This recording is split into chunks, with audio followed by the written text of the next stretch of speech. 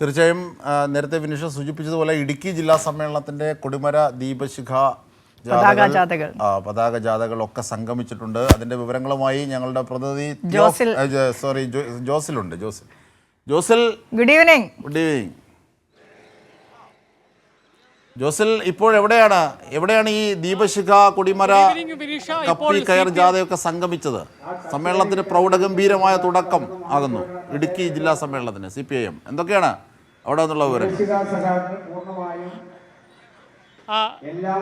അജിംഷാദ് വിനീഷ CPM-ന്റെ ഇടുക്കി ജില്ലാ സമ്മേളനത്തിന് അനശ്വര രക്തസാക്ഷികളായ KS കൃഷ്ണപിള്ളയുടെയും TA നസീറിന്റെയും മണ്ണിൽ തൊടുപുഴയിൽ പ്രൗഢോജ്വലമായ തുടക്കം കുറിച്ചിരിക്കുകയാണ്.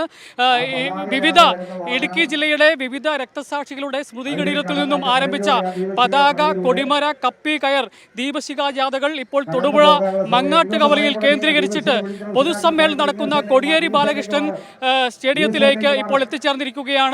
നൂറുകണക്കിന് അത്ലറ്റുകളുടെ അകമ്പടിയോടുകൂടിയാണ് ഈ ദീപശിഖ ഇവിടേക്ക് അനശ്വര രക്തസാക്ഷികളായ ധീരജ് രാജേന്ദ്രന്റെയും KK വിനോദിന്റെയും സ്മൃതി കുടീരത്തിൽ നിന്നും ആരംഭിച്ച ദീപശിഖ ജാഥയാണ് ഇപ്പോൾ ഇവിടെ എത്തിച്ചേർന്നിരിക്കുന്നത്. അതിനൊപ്പം തന്നെ മറ്റ് രക്തസാക്ഷികളുടെ സ്മൃതി കുടീരത്തിൽ നിന്നും ആരംഭിച്ച പതാക, കൊടിമര, അതുപോലെ തന്നെ കപ്പി കയർ ജാഥകളെല്ലാം ഇപ്പോൾ ഈ പൊതുസമ്മേളന നഗരിയിലേക്ക് കടന്നു വന്നുകൊണ്ടിരിക്കുകയാണ്. അജിംഷാദ്. ശരി, ജോസിലാണ് അവിടെ നിന്നും ഇടുക്കി ജില്ലാ CPIM ജില്ലാ സമ്മേളനത്തിൻ്റെ തുടക്കത്തെ സംബന്ധിച്ചുള്ള വിവരങ്ങൾ നൽകിയത്. തൊടുപുഴയിലാണ് ഇങ്ങനെ ദീപശിഖ, കൊടിമര, കയർ, പതാക ജാഥകൾ സംഗമിച്ചത്. ഈ പ്രൗഢഗംഭീരമായ സമ്മേളന കാലമാണ് ഇടുക്കിക്ക്. 3 ദിവസം. അതായത് 3 ദിവസം. അതായത്